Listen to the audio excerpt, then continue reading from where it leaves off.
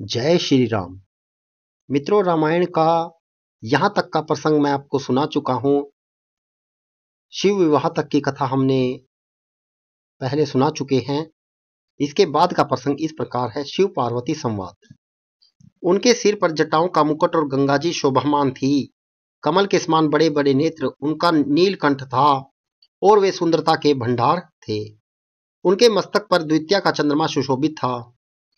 कामदेव के शत्रु शिवजी वहां बैठे हुए ऐसा शोभित हो रहे थे मानो शांत रस ही शरीर धारण किए बैठा हो। अच्छा मौका जानकर शिव पत्नी माता पार्वती उनके पास गई। अपनी प्यारी पत्नी जानकर शिवजी ने उनका बहुत आदर सत्कार किया और अपनी बाईं ओर बैठने के लिए आसन दिया। पार्वती जी प्रसन्न होकर शिवजी के पास बैठ गई। उन्हें पिछले जन्म की कथा स्मरण हो आई। स्वामी के हृदय में अपने ऊपर पहले की अपेक्षा अधिक प्रेम समझकर पार्वती जी हंसकर प्रिय वचन बोली। याज्ञवल्क्य जी कहते हैं कि जो कथा सब लोगों का हित करने वाली है उसे ही पार्वती जी पूछना चाहती हैं। पार्वती जी ने कहा, हे संसार के स्वामी मेरे नाथ, हे त्रिपुरासुर का वध करने वाले, आपकी महिमा तीनों लोकों में विख्यात है। चर अचर नाग मनुष्य और देवता सभी आपके चरण कमलों की सेवा करते हैं। हे प्रभु, आप समर्थ सर्वज्ञ और कल्याण स्वरूप हैं। सब कलाओं और गुणों के निधान और योग ज्ञान और वैराग्य के भंडार हैं। आपका नाम शरणागतों के लिए कल्प वृक्ष है। हे सुख की राशि, यदि आप मुझ पर प्रसन्न हैं और सचमुच मुझे अपनी दासी या अपनी सच्ची दासी जानते हैं तो हे प्रभु, आप श्री रघुनाथ जी की नाना प्रकार की कथा कहकर मेरा अज्ञान दूर कीजिए।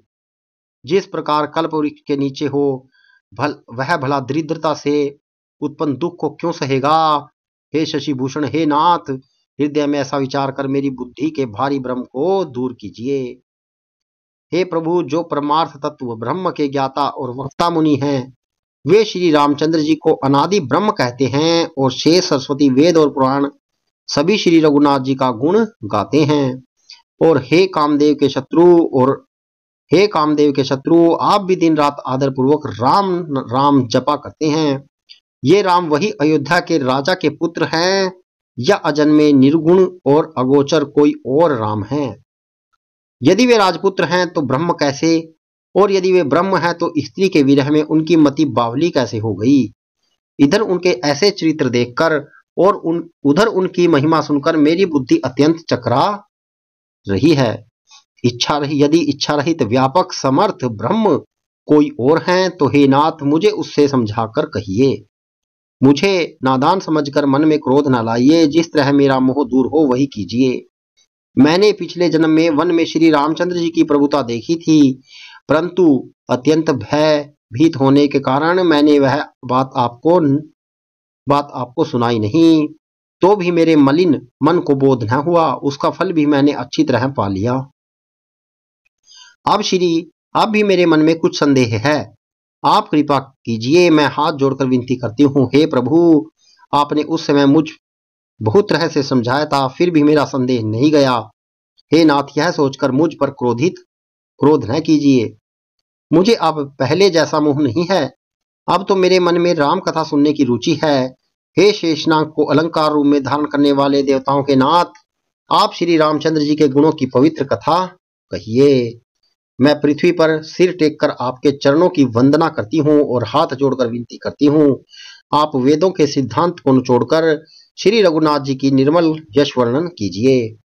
यद्यपि स्त्री होने के कारण मैं उसे सुनने की अधिकारिणी नहीं हूँ, तथापि मैं मन वचन और कर्म से आपकी दासी हूँ। संत लोग जहाँ आर्त अधिकारी पाते हैं वहां गूढ़ तत्व भी उससे नहीं छिपाते। हे देवताओं के स्वामी, मैं बहुत ही आर्त भाव दीनता से पूछती हूँ। आप मुझ पर दया करके श्री रघुनाथ जी की कथा कहिए। पहले की तो वह कारण विचार कर बतलाइए जिससे निर्गुण ब्रह्म सगुण रूप धारण करता है। फिर हे प्रभु, श्री रामचंद्र जी के अवतार जन्म की कथा कहिए तथा उनका उदार बाल चरित्र कहिए। फिर जिस प्रकार उन्होंने श्री जानकी जी से विवाह किया वह कथा कहिए। और फिर वह बताइए कि उन्होंने जो राज्य छोड़ा सो किस दोष से। हे नाथ, फिर उन्होंने वन में रहकर जो अपार चरित्र किए और जिस तरह रावण को मारा वह कहिए। हे सुख स्वरूप शंकर, फिर आप उन सारी लीलाओं को कहिए जो उन्होंने राज्य सिंहासन पर बैठकर की थी। हे कृपाधाम, फिर वह अद्भुत चरित्र कहिए जो श्री रामचंद्र जी ने किया। वे रघुकुल शिरोमणि प्रजा सहित किस प्रकार अपने धाम को गए। हे प्रभु, आप उस तत्व को समझाकर कहिए जिसकी अनुभूति में ज्ञानी मुनिगण सदा मगन रहते हैं, और फिर भक्ति, ज्ञान, विज्ञान और वैराग्य का विभाग सहित वर्णन कीजिए। इसके सिवा श्री रामचंद्र जी के और भी जो अनेक रहस्य छिपे हुए भाव अथवा चरित्र हैं उनको कहिए। हे नाथ, आपका ज्ञान अत्यंत निर्मल है। हे प्रभु, जो बात मैंने न पूछी हो, हे दयालु, उसे भी आप छिपा न रखिएगा। वेदों ने आपको तीनों लोकों का गुरु कहा है। आप पामर जीव इस रहस्य को क्या जाने। दूसरे पामर जीव इस रहस्य को क्या जाने। पार्वती जी के सह सुंदर और छल रहित सरल प्रश्न सुनकर शिव जी को मन में बहुत अच्छे लगे। श्री महादेव जी के हृदय में सारे रामचित्र आ गए। प्रेम के मारे उनका शरीर पुलकित हो गया और नेत्रों में जल भर आया। श्री रघुनाथ जी का स्वरूप उनके हृदय में आ गया, जिससे स्वयं परमानंद स्वरूप शिव जी ने भी अपार सुख पाया। शिव जी 2 घड़ी तक ध्यान में रस आनंद में डूबे रहे। फिर उन्होंने मन को बाहर खींचा और तब वे प्रसन्न होकर श्री रघुनाथ जी का चित्र वर्णन करने लगे। जिनके बिना जाने झूठ भी सत्य मालूम होता है, जैसे बिना पहचाने रस्सी में सांप का भ्रम हो जाता है, और जिसके जान लेने से जगत का उसी तरह लोप हो जाता है जैसे जागने पर स्वप्न का भ्रम जाता रहता है। मैं उन्हीं श्री रामचंद्र जी के बाल रूप की वंदना करता हूँ, जिनका नाम जपने से सब सिद्धियां सहज ही प्राप्त हो जाती हैं। मंगल के धाम, अमंगल के हरने वाले और श्री दशरथ जी के आंगन में खेलने वाले बाल रूप श्री रामचंद्र जी मुझ पर कृपा करें। त्रिपुरासुर का वध करने वाले शिवजी श्री रामचंद्र जी को प्रणाम करके आनंद में भरकर अमृत के समान वाणी बोले। हे गिरिजा कुमारी पार्वती, तुम धन्य हो, धन्य हो। तुम्हारे समान कोई दूसरा कोई उपकारी नहीं है। जो तुमने श्री रामचंद्र रघुनाथ जी की कथा का प्रसंग पूछा है, जो कथा समस्त लोगों के लिए जगत को पवित्र करने वाली गंगा जी के समान है। तुमने जगत के कल्याण के लिए ही प्रश्न पूछे हैं। तुम श्री रघुनाथ जी के चरणों में प्रेम रखने वाली हो। हे पार्वती, मेरे विचार में तो श्री रामचंद्र जी की कृपा से तुम्हारे मन में स्वप्न में भी शोक, मोह, संदेह और भ्रम कुछ भी नहीं है। फिर भी तुमने इसलिए वही पुरानी शंका की कि इस प्रसंग में कहने सुनने से सबका कल्याण होगा। जिन्होंने अपने कानों से भगवान की कथा नहीं सुनी, उनके कानों के छिद्र सांप के बिल के समान हैं। जिन्होंने अपने नेत्रों से संतों के दर्शन नहीं किए, उनके वे नेत्र मोर के पंखों पर दिखने वाली नकली आंखों की गिनती में हैं। वे सिर कण्वी तुम्बी के समान हैं, जो श्री हरि और गुरु के चरण तल पर नहीं झुकते।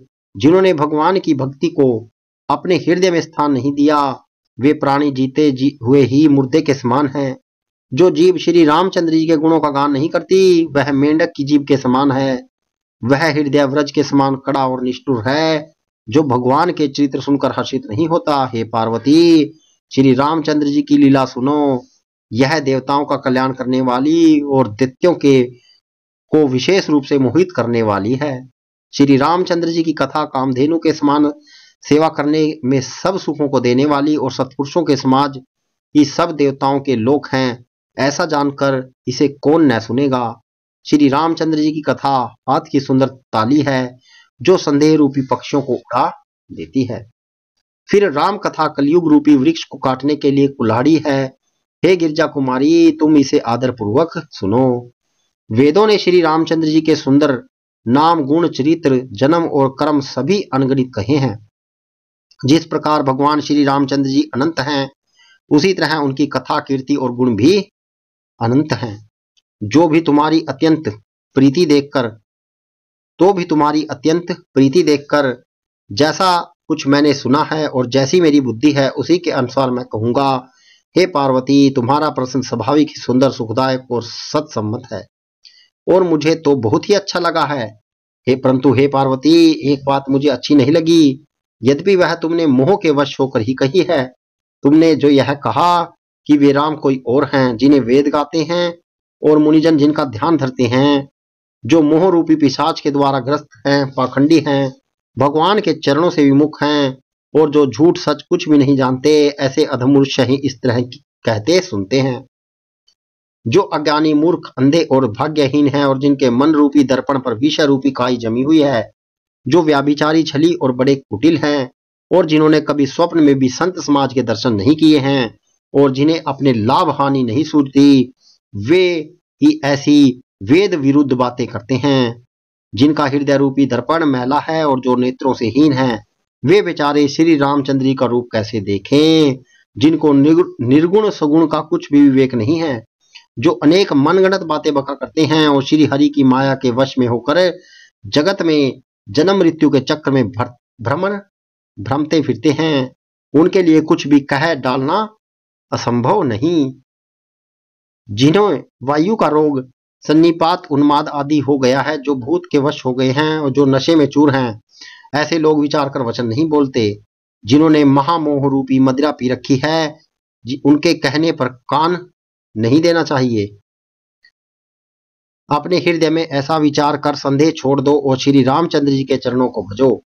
हे पार्वती, भ्रम रूपी अंधकार के नाश करने के लिए सूर्य की किरणों के समान मेरे वचनों को सुनो। सुगुण और निर्गुण में कुछ भी भेद नहीं है। मुनि, पुराण, पंडित और वेद सभी ऐसा कहते हैं कि जो निर्गुण, अरूप, निराकार, अलख, अव्यक्त और अजन्मा है, वही भक्तों को प्रेम वंश सगुण हो जाता है। जो निर्गुण है वही सगुण कैसे है? जैसे जल और ओले में भेद नहीं, दोनों जल ही हैं। ये ऐसे ही निर्गुण और सगुण एक ही हैं।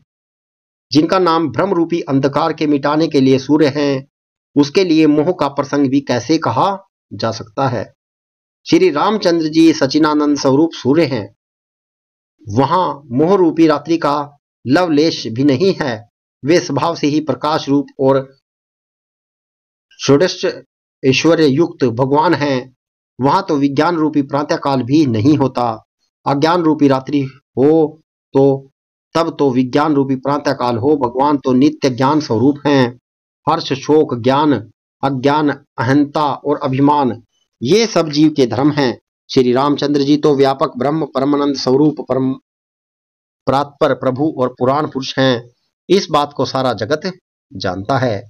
जो पुरुष सिद्ध हैं, प्रकाश के भंडार, सब रूपों में प्रकट हैं, जीव माया और जगत सबके स्वामी हैं, वे श्री रघुकुल मणि श्री रामचंद्र जी मेरे स्वामी हैं। ऐसा कहकर शिव जी ने उनको मस्तक नवाया। बोलो श्री रामचंद्र भगवान की जय।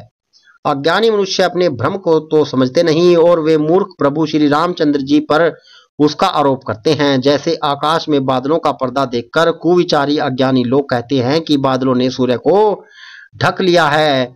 जो मनुष्य आंखों में उंगली लगाकर देखता है, जो मनुष्य आंख में उंगली लगाकर देखता है, उसके लिए तो दो चंद्रमा प्रकट प्रत्यक्ष हैं। हे पार्वती, श्री रामचंद्र जी के विषय में इस प्रकार मोह की कल्पना करना वैसे ही है जैसे आकाश में अंधकार, कुएं और धूल का सोहना दिखना। आकाश जैसे निर्मल और निर्लेप हैं, उसे कोई मलिन या स्पर्श नहीं कर सकता। इस प्रकार भगवान श्री रामचंद्र जी नित्य निर्मल और निर्लेप हैं।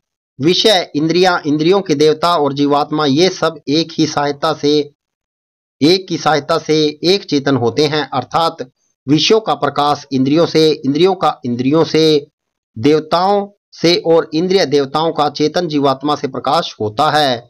इन सब का जो परम प्रकाश्य है, अर्थात जिससे इन सब का प्रकाश होता है, वही अनादि ब्रह्म अयोध्या नरेश श्री रामचंद्र जी हैं।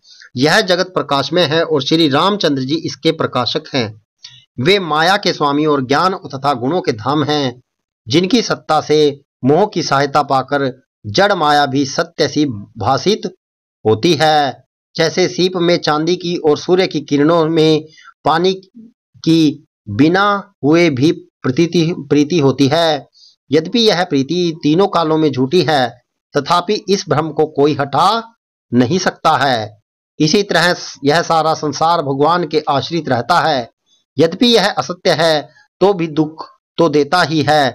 जिस तरह स्वप्न में कोई सिर काट ले तो बिना जागे वह दुख दूर नहीं होता। हे पार्वती, जिनकी कृपा से इस प्रकार का भ्रम मिट जाता है, वही कृपालु श्री रघुनाथ जी हैं, जिनका आदि और अंत किसी ने नहीं जान पाया। वेदों ने अपनी बुद्धि के अनुमान करके इस प्रकार नीचे लिखे अनुसार गाया है। वह ब्रह्म बिना ही पैर के चलता है, बिना ही कान के सुनता है, बिना ही हाथ के नाना प्रकार से काम करता है, बिना मुंह जिह्वा के ही सारे छहों रसों का आनंद लेता है और बिना ही वाणी के बहुत योग्य वक्ता है। वह बिना ही शरीर के त्वचा के स्पर्श करता है, बिना ही आंखों के देखता है और बिना ही नाक के सब गंधों को ग्रहण करता है अर्थात सूंघता है। उस ब्रह्म की मित्रों, यहाँ पर मैंने माता पार्वती और भगवान शिव का संवाद आपको बताया है और यहाँ पर माता पार्वती भगवान शिव से प्रभु श्री रघुनाथ जी की कथा सुनने के लिए सुनाने के लिए कहती हैं ताकि उन्हें जो भ्रम है वह दूर हो सके। मित्रों, यदि वीडियो अच्छी लगे तो इसे शेयर जरूर कीजिएगा। जय श्री राम।